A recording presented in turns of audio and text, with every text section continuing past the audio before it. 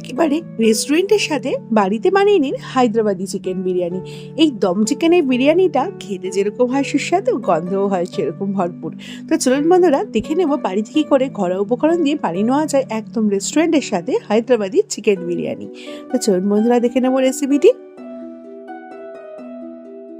বিরিয়ানিটি বানাবার জন্য প্রথমে নিয়ে নেবো এখানে মাংস এখানে আমি 500 গ্রাম মুরগির মাংস নিয়েছি। দিয়ে দিচ্ছি স্বাদ অনুযায়ী নুন, হলুদ, কাশ্মীরি লঙ্কার গুঁড়ো, আর দেবো এখানে বিরিয়ানি মশলা 3 থেকে 4 টেবিল স্পুনের মতো। বিরিয়ানি মশলাটা আমি ঘরে বানিয়ে রাখি, সেই মশলা দিয়েছি। আপনারা চাইলে বাজারে কেনা মশলা ইউজ করতে পারেন। আর দিয়ে দিচ্ছি রসুন আদা বাটা আর কিছু কাঁচা লঙ্কা কুচি। এবার এর মধ্যে দিয়ে দেবো টক দইটা এখানে 3 চামচের মতো দিচ্ছি। আর দেবো এখানে ভাজা বেরেস্তা ভাজা পেঁয়াজটাকে একদম বেরেস্তার মতো মুচমুচে করে ভেজে নিয়েছি, সেই ভাজা পেঁয়াজটা। আর দিচ্ছি এখানে পুদিনা আর ধনেপাতা কুচি, আর সেই পেঁয়াজ ভাজার তেল 1 টেবিল স্পুনের মতো। এবার সব উপকরণগুলো দিয়ে মাংসটাকে ভালো করে মাখবো। মাংসটাকে মেখে এখানে এই মাংসটাকে কিন্তু যত বেশিক্ষণ রাখতে পারবেন ম্যারিনেট অবস্থায়, তত কিন্তু মাংসের স্বাদটা খুব ভালো হবে। এখানে আমি 4 ঘন্টার মতো রেখেছি। তো আপনার যদি হাতে সময় থাকে ওভারনাইট রাখতে পারেন, অথবা 5 থেকে 6 ঘন্টা রাখতে পারেন, একদমই কম সময় থাকলে 1 ঘন্টা। এবার সাদা তেলের পেঁয়াজ ভাজা তেলের মধ্যে একটু 1 চামচ ঘি মিশিয়ে এই ম্যারিনেট করা মাংসটা এর মধ্যে দিয়ে দেবো, তেলটাকে একটুখানি গরম করে। মাংসটাকে দিয়ে বেশিক্ষণ নাড়তে চাড়তে হবে না, হাই ফ্লেমে জাস্ট মিনিট 2 একটু নেড়ে চেড়ে নেব যাতে এই কাঁচা গন্ধটা চলে যায়। তারপর এটাকে ঢাকনা দিয়ে ঢেকে টানা মিডিয়াম টু লো ফ্লেমে দমে রেখে দেবো, যতক্ষণ না মাংসটা পুরোপুরি সেদ্ধ হয়ে যায় 80% পর্যন্ত। লো ফ্লেমে এটাকে ঢাকনা দিয়ে ঢেকে রেখে দিচ্ছি। অপরদিকে ভাত ফুটিয়ে নেব। চালটাকে আমি আগে থেকেই আধা ঘন্টা আগে ভিজিয়ে রেখেছিলাম। এবার একটু ড্রাই ফ্রুটস যেরকম এলাচ, দারচিনি, লবঙ্গ, তেজপাতা একটু সাজিরে দিয়ে, এবার একটু সাদা তেল দিয়ে, আর একটুখানি সামান্য 1 চামচ ভিনিগার, আর একটু 2-3 চামচের মতো নুন দিয়ে, আর একটুখানি পুদিনা ধনেপাতা কুচি ছড়িয়ে দিচ্ছি। তারপরে এই ভিজিয়ে রাখা চালটাকে এর মধ্যে দিয়ে ভালো করে সেদ্ধ করে নেব। চালটা দেওয়ার আগে জলটা একটুখানি গরম করে নিলে ভালো হয়।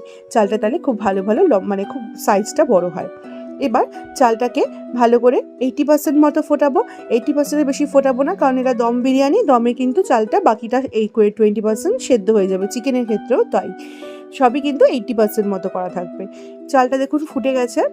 এবার আমি একটু চেক করে নেবো চালটা কীরকম হয়েছে, 80% অবধি হয়েছে কিনা। তো মোটামুটি 80% যখন হয়ে গেছে, তখন গ্যাসের ফ্লেমটাকে বন্ধ করে এভাবে একটা ছাঁকনির সাহায্যে জল ঝরিয়ে চালটাকে তুলে নিচ্ছি। অপরদিকে চিকেনটাও কিন্তু ওইদিকে মোটামুটি আমার 80% হয়ে যাওয়ার কথা। চালটাকে তুলে নিয়ে চিকেনটাকে দেখাচ্ছি।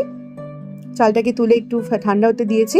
অপরদিকে চিকেনটা দেখুন মোটামুটি আমার 80%-এর মতো কিন্তু কুক হয়ে গেছে। এবার গ্যাসের ফ্লেমটাকে হাই করে আরও 2-3 মিনিট, এই যে অনেকটা ঝোল বেরিয়েছে, এটা একটু টানিয়ে নেবো। যেহেতু এই বিরিয়ানিটা আমি কোনো রকমের ঝোলটাকে ছেঁকে করছি না, তার জন্য হায়দ্রাবাদি বিরিয়ানিতে ছেঁকে ঝোল করার প্রয়োজন পড়ে না। তাই জন্য এটাকে একটুখানি 1 থেকে 2 মিনিটের মতো ঝোলটাকে হাই ফ্লেমে টানিয়ে নেব। তারপর গ্যাসের ফ্লেমটাকে বন্ধ করে এই যে ভাতটা করে রেখেছি, এই ভাতটা আমি দিয়ে দেবো উপরেই। আমি এখানে 400 গ্রামের মতো চাল ফুটিয়ে নিয়েছি 500 গ্রাম মাংসের জন্য। এই চালটাকে আমি দিয়ে দিলাম। সেদ্ধ করা চালটাকে দেওয়ার পরে একটু হাত দিয়ে ছড়িয়ে দিচ্ছি লেয়ারিংয়ের জন্য। এবার এর মধ্যে বিশেষ কিছু দিতে হয় না, সাধারণ একটুখানি সামান্য 1 চামচের মতো একটু কেওড়া জল যায়। হায়দ্রাবাদি বিরিয়ানিটা কিন্তু কলকাতার স্টাইলের বিরিয়ানি থেকে সম্পূর্ণ আলাদা হয়। দিয়ে দিতে হবে একটুখানি বিরিয়ানি মশলা উপর দিয়ে। আর গোলাপ জল কিন্তু একদমই দেবেন না, এটা কেওড়া জলটাই দিতে হয়, গোলাপ জল দেয় না। আর কোনো রকমের মিঠা আতর কিন্তু দিতে হবে না। এবার বিরিয়ানি মশলা দেওয়ার পরে এখানে একটু সামান্য ফুড কালার রেখে দিয়েছিলাম গুলিয়ে, 2-3 চামচের মতো। ওই ফুড কালারের জলটা দিয়ে দিচ্ছি, আর উপর দিয়ে একটু ধনেপাতা পুদিনা পাতা কুচি দিয়ে দিচ্ছি। এই হায়দ্রাবাদি বিরিয়ানিতে কিন্তু পুদিনা পাতাটা মাস্ট, ধনেপাতার সাথে, তাহলে কিন্তু স্বাদটা একদম রেস্টুরেন্টের মতো হয়। আর উপর দিয়ে ছড়িয়ে দিচ্ছি বেরেস্তা দেওয়ার পরে এবার এটাকে একটা ফয়েল দিয়ে একটুখানি ফয়েলটাকে একদম কড়াইয়ের মাপে কেটে নিয়ে আলতো করে উপরে রেখেছি। এবার কাঁচের লিডটা জাস্ট এর মধ্যে বসিয়ে দিলেই সিল হয়ে যাবে। খুব সুন্দরভাবে কিন্তু এইভাবে ফ্রাইং প্যানে, এরকম কড়াই টাইপের যে ফ্রাইং কড়াইগুলো থাকে, ডিপ কড়াই, সেখানে কিন্তু বিরিয়ানি করা যায়। এবার এটাকে একটা তাওয়ার মধ্যে দমে বসিয়ে রেখেছিলাম টানা 45 মিনিট। 45 মিনিট ধরে টানা লো ফ্লেমে এটাকে দমে বসিয়ে রেখেছিলাম। 45 মিনিট পর দেখুন ঢাকনাটা খুলছি, গরম গরম দমে কিন্তু হায়দ্রাবাদি বিরিয়ানি একেবারে রেডি। আর বিশ্বাস করুন গন্ধটা আর স্বাদটা রেস্টুরেন্টের বিরিয়ানির থেকে কোনো অংশে কম লাগছিল না। একেবারে রেস্টুরেন্টের সাথে এরকম ঘরোয়া উপকরণ দিয়ে কিন্তু আপনারা বাড়িতে এইভাবে বানিয়ে নিতে পারেন বিরিয়ানিটা। আর যদি কখনো বানান তাহলে আমাকে কমেন্টে জানাবেন রেসিপিটি কীরকম লাগলো। আর ভালো লাগলে রেসিপিটি শেয়ার করে দেওয়ার অনুরোধ রইল। তো বন্ধুরা আজকে এই পর্যন্তই, আবার চলে আসবেন নতুন কোনো রেসিপির সাথে। আর আপনারা যদি আমার চ্যানেল নতুন হয়ে থাকেন প্লিজ চ্যানেলটিকে সাবস্ক্রাইব করে দেওয়ার অনুরোধ রইল। আর যদি ফেসবুক থেকে দেখে থাকেন তাই চ্যানেলটিকে ফলো করে দেওয়ার রিকোয়েস্ট রইল, যাতে যা যা নতুন রেসিপি আমি আপলোড করব সেই নোটিফিকেশনগুলো আপনাদের কাছে পৌঁছে যায়।